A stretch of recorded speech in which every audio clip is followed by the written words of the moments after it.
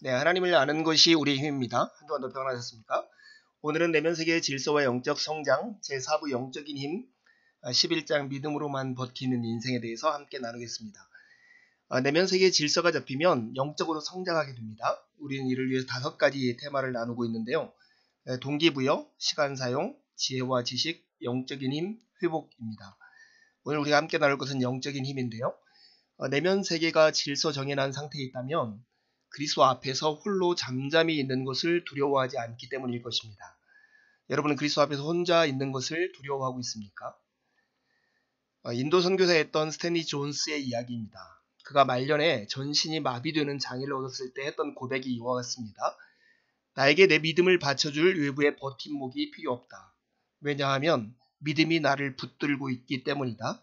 다행히도 내 경우에는 예수님께 나를 양도하는 것이 최우선이었으므로 마비 증세로 인하여 외부의 줄이 끊어졌을 때에도 삶이 흔들리지 않았던 것이다. 여러분에게는 이러한 영적인 힘이 있습니까? 영적인 힘을 기르는 영적 훈련들을 이 책에서 4가지를 소개하고 있습니다. 많은 그리스도인들이 흔히 무시하는 중요한 4가지 영적 훈련들인데요. 그것이 침묵과 고독의 추구, 하나님께 귀를 기울이기, 사색과 묵삭의 경험, 예배하고 중보하는 기도입니다. 11장에서 먼저 2가지를 다루고 12장과 13장에서 1가지씩을 다루게 됩니다. 영적인 힘을 기르는 훈련 첫 번째는 침묵과 고독의 추구입니다. 이것을 추구해야 할 이유가 있는데 우리에게 있는 문제 때문이죠. 먼저는 우리 삶을 문명의 소음으로 덮으려는 음모가 우리 밖에 존재하고 있습니다. 내면의 정원을 가꾸려면 침묵과 고독의 시간이 꼭 필요한데 그런 시간을 갖지 못하게 방해하는 소음의 무서운 음모를 잘 아는 사람은 별로 없습니다. 하나님을 대적하는 사탄은 우리 삶의 매 순간을 문명의 소음으로 뒤덮으려는 음모를 꾸며왔습니다. 그런 소음은 방치되면 하나님의 음성을 압도하기 십상입니다. 우리도 하나님의 말씀을 듣기 위하여 외부 세계의 방해 소리를 차단하는 마음의 방음 장치를 할 필요가 있습니다. 마더 테레사도 이렇게 얘기했습니다. 우리는 하나님을 찾아야 한다. 그런데 시끄럽고 불안정한 곳에서는 그분을 찾을 수 없다. 하나님은 침묵의 친구이시다. 또 다른 문제가 우리에게 있는데 우리는 소음에 익숙해져 있는 삶을 살고 있다는 것입니다. 우리는 워낙 소음이 익숙해져 있어서 그것이 없으면 오히려 불안을 느낍니다. 우리 대부분은 아무 말도 하지 않거나 남의 말을 한마디도 듣지 못하는 분위기에서는 단 1시간도 보내기가 힘들어합니다. 이런 어려움은 고독의 체험에서도 마찬가지인데요. 우리는 대개 침묵을 지겨워하는데 그뿐 아니라 홀로 있는 것 자체를 불편해합니다. 그러나 우리는 정기적으로 물러나서 홀로 있는 시간을 반드시 가져야 하죠. 고든 맥도널드도 이렇게 고백해요. 나는 침묵과 고독을 익숙해지기가 결코 쉽지 않았다. 나는 한때 그것을 나태, 무의, 비생산성과 동일시했다. 홀로 있는 시간이면 내 마음은 해야 할 일들에 대한 생각으로 가득 차게 되었다. 걸어야 할 전화, 정리해야 할 자료, 준비해야 할 설교, 만나야 할 사람들에 대한 생각 따위로 말이다. 참 공감 가는 말입니다. 이러한 이유 때문에 안팎의 이유 때문에 우리는 침묵과 고독을 추구해야 하는데 그것을 위한 가장 필수적인 것은 침묵과 고독을 추구할 시간과 장소를 찾아야 하는 것입니다. 나는 준비할 시간이 필요하다는 것을 알게 되었는데 15분 정도는 고독에 저항하려고 내 생각이 이리저리 움직이는 것을 받아들여야 했다. 그러고 나면 서서히 의식이 메시지를 포착하는 것 같았다. 마음이 내면의 정원에 빨리 접속될수록 그만큼 더 잘하게 될 것이라는 메시지였다. 이것이 저자의 고백입니다. 어쨌든 내면 세계의 영적 영역을 정돈하기 원하는 사람이라면 누구나 자기의 기질에 맞는 장소와 시간을 찾아내야 합니다.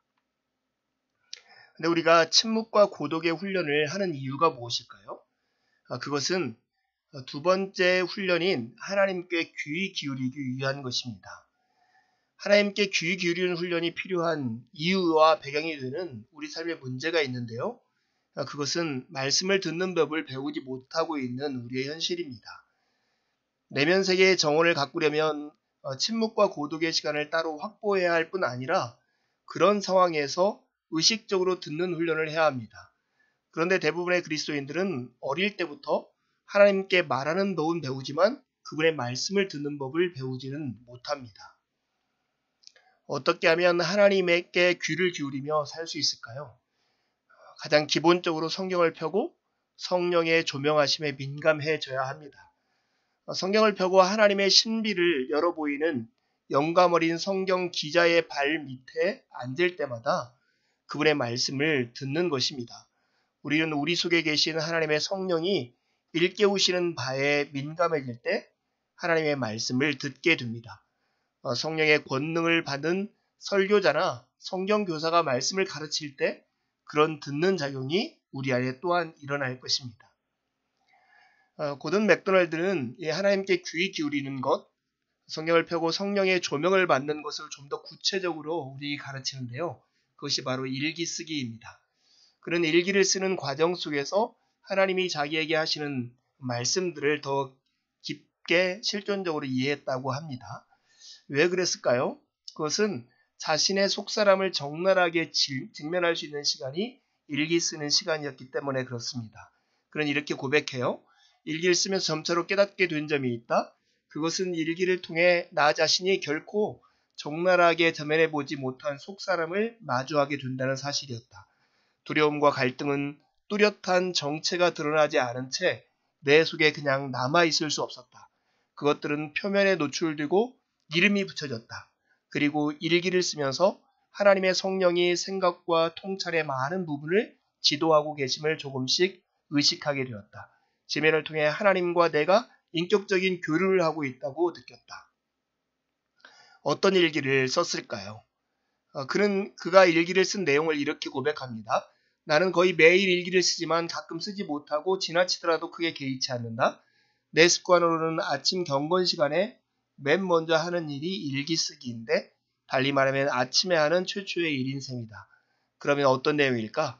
전날에 한 일들과 만난 사람들, 배운 것들, 느낀 감정들, 하나님이 주시고자 했던 감명 등이다. 이런 내용들을 일기로 쓰다 보면 하나님께서 그 하루를 통해서 우리에게 하신 음성에 귀를 기울이게 된다는 것이죠. 그는 일기 쓰기에서 어떻게 할 것인가, 특별히 그 자세에 대해서도 이렇게 고백합니다. 나는 일기를 쓸 때 내가 지금 쓰고 있는 것이 사실상 하나님이 내게 말씀하시고자 하는 내용일 수도 있다고 생각한다. 내가 어떤 주제에 대해 생각하고 기록하려고 할 때 그 행위 속에도 그분의 영이 일하고 계시리라고 감히 추측한다. 그리고 그분이 기대하시는 결론이 무엇이며 내가 무엇을 기억하기 원하시는지, 그리고 그분이 기대하시는 결론이 무엇이며 내가 무엇을 기억하기 원하시는지, 그분이 내 내면 세계에 각인하기 원하시는 주제가 무엇인지 등을 알기 위해 마음을 살피는 일은 무척 중요하다. 정말 이런 마음을 가지고 일기를 쓰다 보면 하나님이 우리의 삶 가운데 말씀하자고 하는 그 내용을 알 수 있을 것 같습니다. 고든 맥도날드는 일기를 자기의 큰 재산이 되었다라고 고백합니다. 나는 고난 35년에 걸친 일기 쓰기를 돌아보면서 그 습관을 익힌 것이 내 생애에서 가장 중요한 결심의 하나였다고 자신 있게 이야기할 수 있다. 그 기록 속에는 하나님의 신실하심, 삶에서 경험한 영광과 치욕의 순간, 가족과 친구들의 이야기, 수많은 책에서 얻은 재미있는 일화들 이 등이 담겨 있다. 그 금고에 보관되어 있는 많은 일기장은 나에게 큰 재산이다. 여러분, 침묵과 고독의 시간을 가지면서 하나님의 말씀에 귀를 기울여 보십시오. 특별히 일기를 쓰는 시간이야말로 이 두 가지 훈련을 함께 할 수 있는 매우 중요한 방법이 될 것입니다. 두 가지 질문하고 마치려 합니다. 많은 그리스도인들이 흔히 무시하지만 영적인 힘을 기르는 데 중요한 영적인 훈련 네 가지는 무엇입니까? 스탠리 존스가 전신마비로 몸을 움직일 수 없게 되었을 때도 평정을 유지할 수 있었던 비결은 무엇입니까? 만일 당신이 그런 상황이라면 어디에서 살아갈 힘을 찾겠습니까? 한 주간도 주님의 은혜를 의지해 살고 복된 주일에 만나서 기쁨으로 함께 하나님을 예배하시죠. 감사합니다.